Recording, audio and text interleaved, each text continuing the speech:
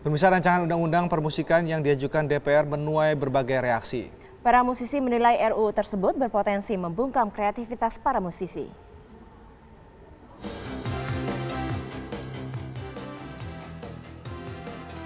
Rancangan undang-undang permusikan yang diajukan DPR menuai beragam reaksi. Sejumlah musisi menilai rancangan undang-undang permusikan salah arah dan bisa merugikan mereka.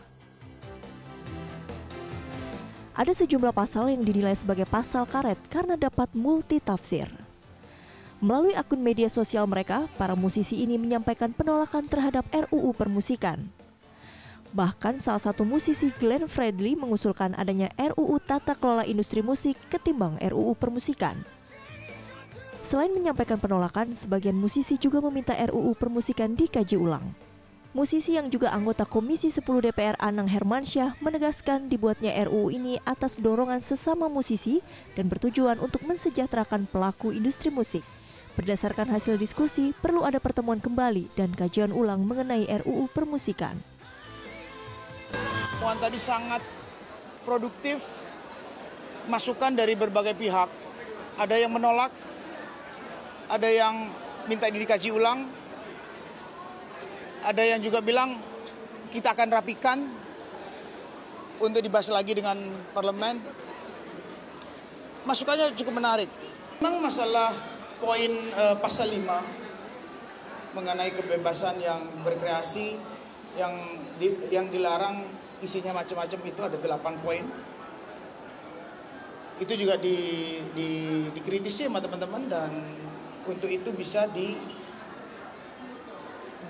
sekali draft ini bisa nggak dirubah busa? Makanya masukan tadi, apakah pasal 5 nanti kalau didiskusikan bersama-sama teman-teman itu mau di-drop, bisa di-drop asal kesepakatan bersama, atau memang dirubah redaksionalnya, itu pun bisa.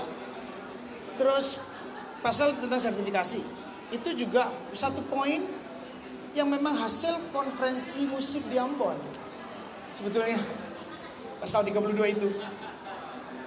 Jadi sangat baik. Saya bilang ini luar biasa masukan ini. Cuman tinggal nanti bagaimana kita bersama-sama, saya, Mas Glenn, pasti dari koalisi seni, dari teman-teman yang menolak untuk duduk kembali. Karena ada yang memang di luar sana, ada yang juga berharap ada tata kelola yang baik tentang industri musik Indonesia. Dalam RUU permusikan ini, 19 pasal dianggap bermasalah dan mengekang kebebasan berekspresi. RUU juga terkesan berpihak kepada pelaku industri musik besar.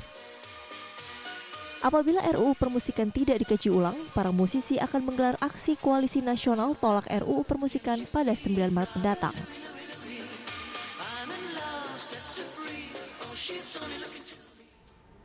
Sejumlah penyanyi dan musisi angkat bicara dalam polemik draft RUU permusikan. Meski ada sejumlah yang menerima, ada beberapa juga yang secara tegas menolak pasal-pasal yang dinilai mengekang kebebasan berekspresi. Artinya jangan sampai kita kehilangan substansi gitu. Artinya ya dari awal kalau saya bilang saya tolak, saya dari draftnya ada begitu melihat ada kebebasan berekspresi, saya bilang ini nggak bisa, ini harus akan jadi kontroversi gitu. Karena ini mau kita fokus apa nih gitu? Mau bicara tata kelolanya atau mau kebebasan dalam berkaryanya gitu. Itu hal yang nggak boleh diatur sama sekali. Karena tadi Hafiz sudah bilang ini bertentangan sama undang-undang kemajuan kebudayaan gitu. Bahwa itu dilindungi loh kebebasan berekspresi itu. Tapi isinya itu yang kita lihat bermasalah banget ya dari beberapa pasal. Yang paling utama kita kontra adalah pasal 5 yang memberangus kreativitas. Kita tahu bahwa musisi, seniman berkreativitas karena mendengar, melihat, dan juga merasa gitu. Dan merasa, mendengar, dan melihat itu kan bisa apa aja gitu. Bagus sebenarnya dasar pemikirannya adalah karena pengen musisi Indonesia, pemusik-musik Indonesia itu sejahtera hidupnya. Kita tahu bahwa Bimbo, Kus Plus, dan lain-lain di masa tua mereka tidak layak mereka hidup seperti itu. Padahal karya mereka diputar di banyak tempat, dibawakan oleh banyak musisi. Itu dalam konteks itu saya setuju banget gitu. Saya bisa mengatakan bahwa tidak ada urgensi. Terlalu terburu-buru dalam menggulirkan ini. Ya, mestinya dia keliling Indonesia dulu. Lihat dulu permasalahannya apa sih. Ya, kalau saya lihat ini lebih dari orang-orang yang ada di industri mungkin. Ya, tapi kan musik kan luas. Dan setiap daerah mempunyai karakteristik yang berbeda-beda. Gitu. Yang paling jelas yang namanya seniman, jangan ada lagi pasal-pasal yang berbau, ya pasal-pasal represif yang seperti ini, yang mengekang kebebasan.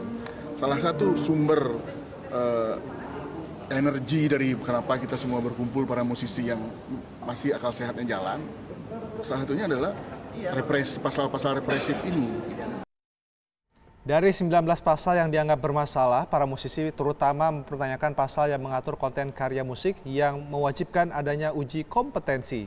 Menanggapi protes para musisi terhadap RUU Permusikan, anggota Komisi 10 DPR Popong Oce Junjunan menyatakan DPR siap berdiskusi untuk mencari titik temu.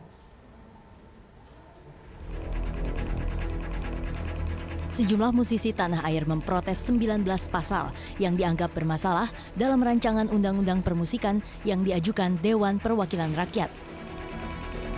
Penggebuk drum pas band Agus Teguh Prakosa Andarusman atau Sandi menyatakan pada dasarnya menyetujui adanya RUU tersebut, namun memprotes keras dan mempertanyakan dari mana asal muasal sejumlah pasal, khususnya pasal 5 yang dinilai mengekang kebebasan berekspresi.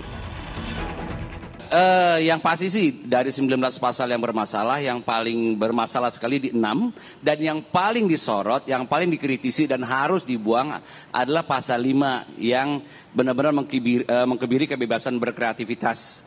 Dan itu kemarin di tanggal 4 masih belum jelas. Sebenarnya pasal 4 itu timbulnya dari mana? Dari draft dasar, kemudian naskah akademisnya, kemudian RUU Permusikan ini kan Mas Anang hadir di sana. Dan di Komisi 10 ini sebenarnya dari mana pasal 5 ini hadir dan kemudian dikuatkan dengan adanya pasal 50. Namun pertanyaan Sandi tersebut tak dapat dijawab oleh anggota Komisi 10 DPR Popong Oce Junjunan. Jujur saja saya tidak tahu. Jujur saja saya tidak tahu dari mana muncul keinginan itu. Jadi dari saya tentu no comment. Karena saya sama sekali tidak tahu dari mana muncul. Kalaupun toh, ya kan, betul ada yang memunculkan, sekali lagi kita jangan lihat itu tinggi.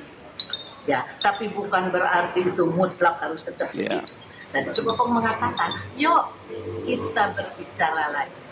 Tidak harap, ya, malah harus kita berbicara. Pasal lain dalam RUU Permusikan yang juga dipertanyakan adalah perihal uji kompetensi bagi musisi. Di pasal 32, uji kompetensi, itu siapa yang nguji ya? Apakah dia kompeten untuk menguji? Siapa yang menunjuk dewan penguji itu gitu? Terus kalau nggak lulus, saya nggak lulus jadi musisi nih, udah 6 album, 4 single. Ada proyek-proyek saya juga yang akan rilis. Terus saya jadi apa? Apakah saya jadi pedagang tahu bulat atau bagaimana? Jadi maaf ya, tapi musisi selalu ngomong apa adanya. Maaf ya Bapak.